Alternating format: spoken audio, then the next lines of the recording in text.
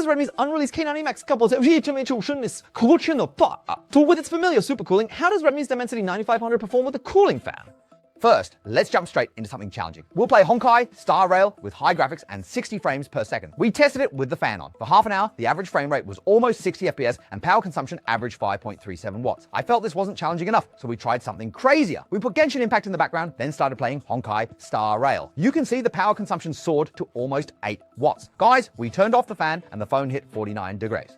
I was wondering just how powerful this fan's cooling really is. So we turned the fan back on for 3 minutes. Just 3 minutes. Its temperature dropped directly from 49 to 43 degrees. It seems this fan really has something, but I still think it's not enough. So we once again brought out Antutu's stress test, pushing the K90 Max directly to 50 degrees. Then I wanted to see how much the phone could cool down after 2 minutes of idle. The answer was 40.1 degrees, a drop of nearly 10 degrees. Friends, I must admit, Redmi's fan is quite something in terms of cooling speed. We know that when gaming, besides heat control and stable frame rates, what else matters? Sound quality. The K90 Max's Boss audio has been specifically optimized for gaming this time. Here's an interesting point. If you love playing Battle Royale or FPS games, you need to hear to pinpoint enemy positions, right?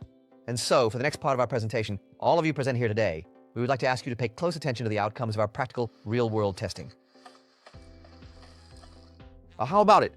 Is it easier to pinpoint enemy locations by sound now? Of course, as FPS gamers know, gyroscope, responsiveness, and anti-touch are all crucial, right?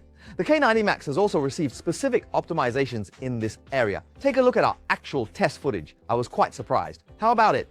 For everyone's better gaming experience, Redmi truly poured their heart into it this time. So what score would you give this K90 Max's latest move? Well, watch this.